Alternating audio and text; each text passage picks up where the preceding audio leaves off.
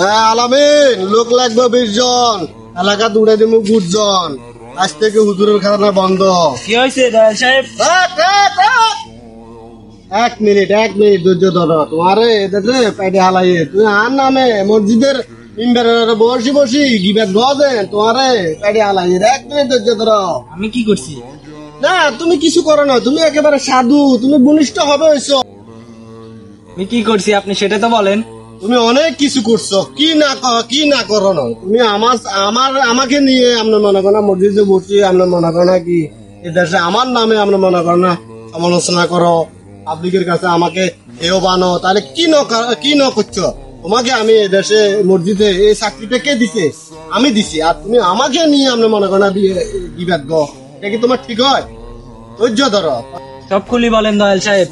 কি খুলি বলতাম, আমার ঘরে তোমার খানা হয়েছে, তাহলে আমি কি তোমার কি বালা খাবাই না বুড়া খাবাই না খাসি খাবাই? তুমি এই জিনিসটা চিন্তা করার আগে তুমি দেশে দেশে আড়ি আর নামে যেন ইবরটা ঘর, এটা কি তোমার ঠিক হয়? আস্তাগফিরুল্লাহ, আস্তাগফিরুল্লাহ। বলিষ্ঠ লোক মানে হবে সেটা ধরাটা কি ঠিক হইব না? বুঝতাম না। এই যে তুমি যে আমার সম্বন্ধে গিবাদ গুলা গাইতেছ, তোমার কি চাকরি থাকবো একটা বার চিন্তা করেছ? রিজিকের মালিক তো আল্লাহ, আল্লাহ যেখানে সেট করবে সেখানেই হবে, এতে কোনো সন্দেহ নেই।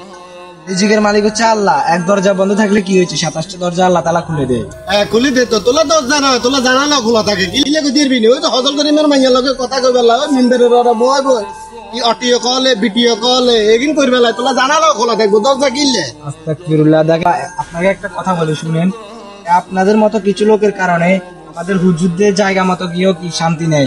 তারা বারবার মসজিদ চেঞ্জ করা লাগে, কারণ একমাত্র আপনাদের লোকদের কারণে। আপনারা সুদ খান, ঘুষ খান, আর আল্লাহ তাআলা এগুলো কখনো পছন্দ করেন না। আরে বাহা, কি লেভেল দাঁড়ি লোক, কি জ্ঞান তার ভিতরে। এত জ্ঞান লো, তুই যদি চাকরি করতি তাহলে আর কথা একখান হইলো ব্যাপতি, তোরা চাকরি দিছি কিছু করিয়ে কিন্তু সে জায়গা তুই আর লই আমি মনে করেন পিসকারি মূল্য কথা তোর কি বিবেক আছে? দেখেন দয়াল সাহেব, আল্লাহ তাআলা হুজুরদেরকে মসজিদে পাঠায় কি মানুষকে হেদায়েত দান করার জন্য। তো আপনাদের মতো কিছু লোকের কারণে হুজুররা কোনো মসজিদে টিকতে পারে না। কারণ মসজিদে গিয়ে আপনারা যদি কোনো সুদের কথা বলে সেখানে আপনারা লিপ্ত থাকেন, আপনাদের গায়ে এসে পড়ে। আমি হয়তো মেম্বারে বসে আপনার দিকে তাকাই বলছি, সেদিক থেকে আপনি মাইন্ড করছেন, তবে মসজিদে গিয়ে আপনি মনে করেন কি মসজিদে থেকে লোকের কি আর অভাব নাই? তুই আর থেকে আঙ্গুল আইলাই কথা করে কিনে খালি আর এনে দিচ্ছ সুদের আর খালি আনি লাগে, আর কেউ লাগা না। দেখেন দয়াল সাহেব, আমার ভুল হইলে আমাকে ক্ষমা করবেন। আর আপনাদের মতো কিছু লোকের কারণে আজ আমরা হুজুররা লজ্জিত। আপনারা ঠিকঠাক মতো নামাজ পড়েন না, আপনারা সুদের সাথে জড়িত, আপনারা বিভিন্ন খারাপ কর্মের সাথে জড়িত। এই জন্য আল্লাহ তাআলা আপনাদের উপর। তোমরা তো সাধু এই কারণে ওই হজল করি না।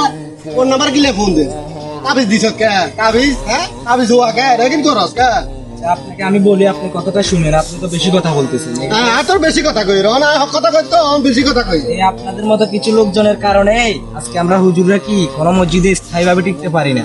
2 সপ্তাহ ওয়াজ করার পরে আপনাদেরকে নিয়ে আপনাদের সমালোচনা বা একটা খারাপ কথা বললে, এটা সুদ নিয়ে বা ঘুষ নিয়ে, ওটা আপনাদের গায়ে পড়ে, তখন আপনারা হুজুরটাকে কি তাড়িয়ে দেন। আসলে এগুলো ঠিক না।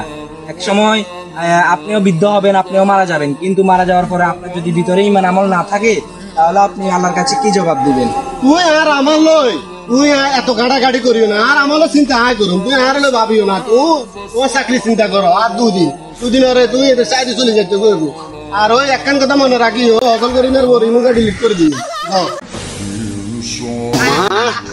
সালার হুজুরের লগে কথা গাড়াগাড়ি করি আয় হারি নয়, তো মরে যাইবার অবস্থা হয়ে গেছে। হুজুরের লগে মনে বেশি করিয়ে গেছি। একজন মানুষ জন্ম নেওয়ার সময় হুজুরের প্রয়োজন হয় এবং মৃত্যুবরণ করার পরেও হুজুরের প্রয়োজন হয়। তাই সবার কাছে অনুরোধ রইল, হুজুরকে অত্যন্ত সম্মান করুন।